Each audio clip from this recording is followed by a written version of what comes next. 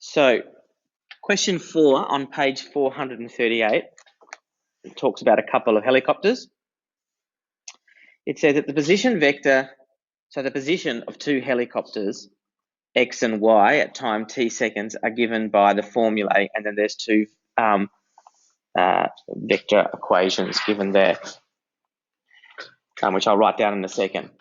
So you're given a vector equation for helicopter x and a vector equation for helicopter y. And the first thing you're asked to do is to find the speed of the two helicopters. So let's have a look at helicopter x first. And we're told that the r vector for helicopter x is 11, 3, negative 3 plus t times 1, negative 1, 4. So that's our vector equation. And we need to find the speed. So just in terms of common sense, I suppose, if speed is meters per second, then if we can work out how far it travels over the length of 1 second, then we're good to go, aren't we? So the easiest numbers to use are t equals 0, i.e. where is the helicopter at 0 seconds, and t equals 1, i.e. where is the helicopter after 1 second. I could have used t equals 9 and t equals 10. I could have used any two pairs of consecutive integers, and that would have been fine. So, but 0 and 1 will give us the easiest solutions. So at t equals 0, what do we have? Well, we have the r vector for the x helicopter is equal to, well, if t is equal to 0, then this whole vector just disappears, doesn't it? Because 0 times 1 is, well, it doesn't disappear, but it becomes a 0, 0, 0 vector. In other words, the 0 vector. And so we're adding 0 to each of the components of the position vector here. So we end up really just getting 11, 3, negative 3. And at t equals 1, then r vector for the x helicopter is equal to, well, if t equals 1, then I'm just going t times 1, sorry, 1 times 1 is 1, and 11 plus 1 is 12. Then I'm going 1 times minus 1 is minus 1, and 3 minus 1 is 2. And then I'm going 1 times 4 is 4, minus 3 plus 4 is equal to 1. So that is the vector after 1 second. So we've got one vector at 0 seconds and one vector at 1 second, and therefore, because we've got two vectors, we can work out the distance between them. So graphically, from this point here, we've got one vector here, if this is the pathway of the helicopter, and one vector here, that's at t equals 0 and t equals 1, then what we're interested in is this distance here, because that'll be the distance covered by the helicopter over a second. Okay, so we just work out the distance. Now, I just wanted to point out for those of you who just love formulas that on page 418, there is a distance formula between two vectors that are sort of diverging from an origin. And the distance formula is distance equals the square root of x2 minus x1 squared plus y2 minus y1 squared plus z2 minus z1 squared. And so you could use that. I don't like it. I just think it's an extra formula to learn, and I'd rather sort of do it based upon my essential understanding of how vectors work. I'd rather solve it that way every time rather than put a formula in, which is just another thing to look up, I suppose, or another thing to remember. Whereas if you understand what's happening to get the distance formula, I reckon that's better. That's just my personal opinion. Use it if you want to. I'm not going to. So there. So what is the distance then? So therefore, distance travelled.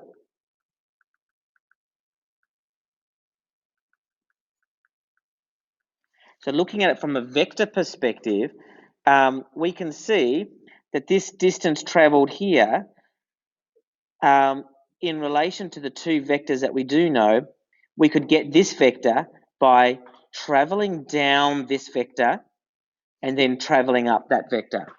Alternatively, you could travel down that vector and go up that one. But I'm going to go this way. So travel down and then travel up. So it's the negative of this vector plus this vector. Okay, and the distance is going to be the magnitude of the resultant vector. So I'm going to go straight into putting my magnitude signs down, and I'm going to say take the negative at t equals 1, so that's 12, 2, 1, add the vector at t equals 0, which is 11, 3, negative 3. So there's my two vectors. I'm now going to add those two vectors together to make a resultant vector. So that's going to be 11 minus 12, which is negative 1, 3 minus 2, which is 1, and negative 3 minus 1, which is negative 4. There we go. So our resultant vector is negative 1, 1, negative 4. And that's is equal to negative 1 squared. Notice I'm putting brackets around my negatives, plus 1 squared plus negative 4 squared, and the whole thing is square rooted. And that's equal to the square root of 18. And we'll rationalise that to 3 root 2, because 18 is 9 times 2, and the square root of 9 is 3. So, i.e., speed is 3 root 2 meters per second. It doesn't say whether to make it exact or not, so you could go 2.45 meters per second to 3 significant figures. Any questions there? That's all right, isn't it? That's not too bad. We just need to repeat it for helicopter Y. So for helicopter Y,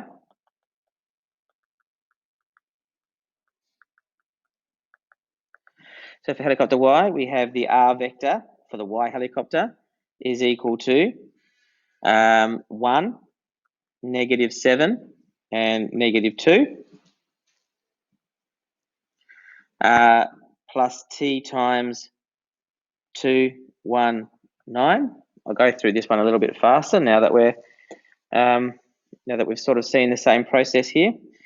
So when T is equal to 0, the R vector is just that position vector, 1, minus 7, minus 2. And at T equaling 1, we have the R vector for the Y helicopter being, let me see now, we've got 1 plus 2, which is 3.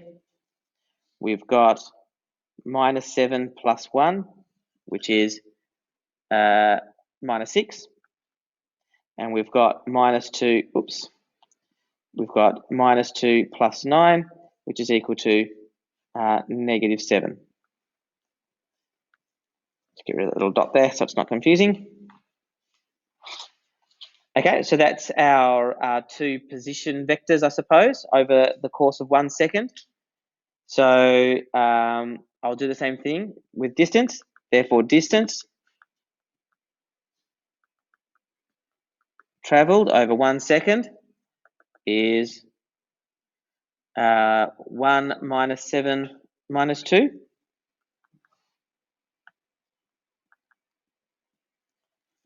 Sorry, negative of that, plus 3 minus 6, 7. Okay, again, I'm doing the negative there for the same reason. I know this is a different diagram for the other helicopter, but it's the same idea in that to get this distance here for the second helicopter, I'm going down here and then up here. This vector down backwards plus this vector is going to be equal to this vector. So that's why I'm doing the negative there.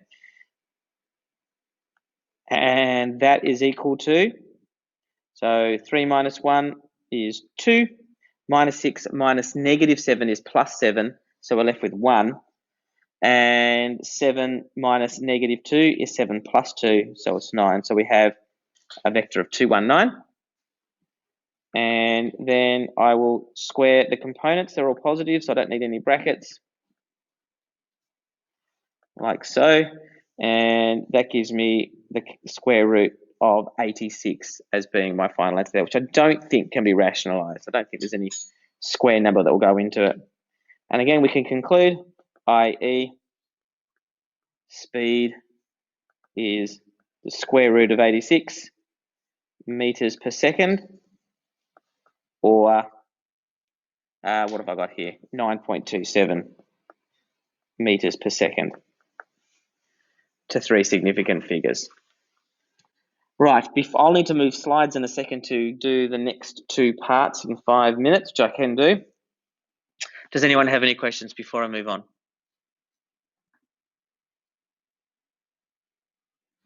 No such thing as a stupid question, just a question unanswered is pretty silly. No, okay. So question 2B is where I diverge from the textbook solution, just FYI. So let's just frame it up first, understand what we're looking at, and then I'll explain how we solve it. So question 2B says, show that the 2 helicopters do not meet. So B, show that they do not meet. So we're told that they don't meet, we need to show it. So in other words, if you show that they do meet, then there's something wrong. Okay, so what does do not meet mean? So I just want to do it graphically for a second. Don't worry about the 3D-ness of it, or the lack of 3D-ness, I should say. So what it's really saying is that the helicopters are going to go along 2 pathways. So if there's a point of intersection, then all that means is that the 2 lines cross over each other. Remember, there's skew in 3D, which means they may pass over each other, but if there's a point of intersection, then they literally cross over each other. So that's point number 1. But it says here, it doesn't just say, show that the paths of the helicopters do not meet. It doesn't say that at all. It simply says, show that the helicopters effectively don't crash into each other. So not only would they have to have a point of intersection, but the point of intersection would have to be for the same value of t, wouldn't it? In other words, the paths would have to cross over each other at the same time for them to crash. Does that make sense?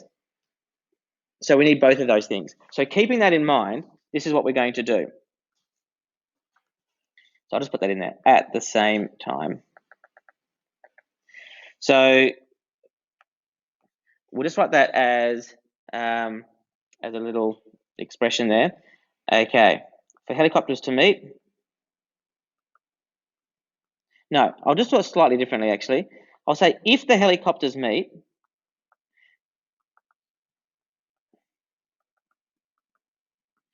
then there is a point of intersection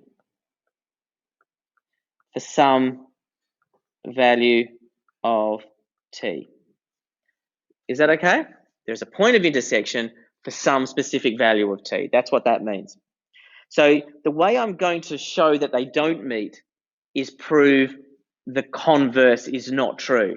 So if I can show that assuming that they meet, we get some ridiculous values for t, then it must therefore be that they don't meet. Okay, so it's called proof by contradiction. If you can contradict it, then you can prove it. Okay, I'm going up to slide 10 now so that you can see the working out there. So what am I saying? I am saying, i.e. Rx, so the R vector for the X helicopter must equal the R vector for the Y helicopter for some value of t. Alrighty, so let's set them equal to each other.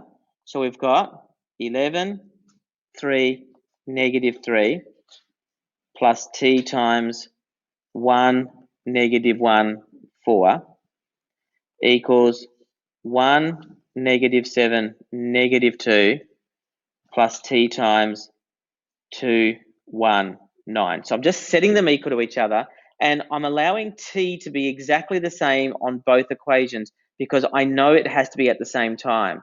In the solutions for the textbook, it makes this t and makes this s, and then goes along and proves it as if there was a point of intersection. Okay, so this is where I diverge. So if I now just simplify the left-hand side and the right-hand side, I get 11 plus t, 3 minus t, and negative 3 plus 4t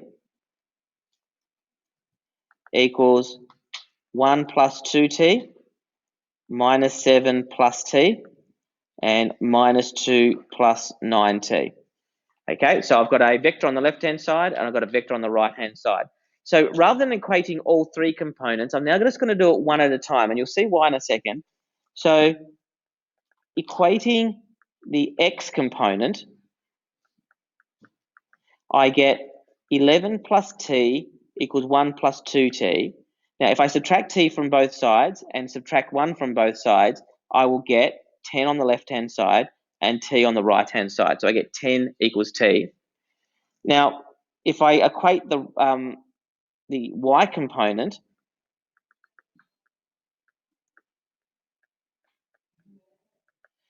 I get 3 minus t equals negative 7 plus t.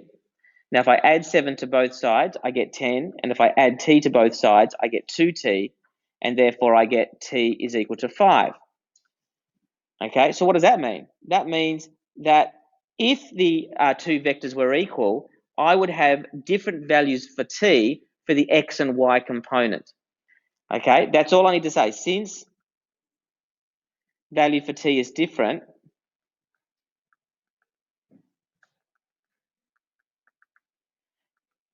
they do not meet. See how I did it by contradiction? So assuming it's true, t doesn't work out, therefore it can't be true. Okay, it is 11:26, which is time to stop. So what I might do is I might leave part C as an exercise for you to finish off there, which is simply to find the distance between the helicopters when t equals 10. So you literally just substitute the value of 10 in for t, work out the two resultant vectors at that point, and then work out the distance between them. So it's relatively straightforward, stuff we've done before. So I'll leave it there, and yeah, we'll do some more revision work over the next 2 lessons. Thank you very much.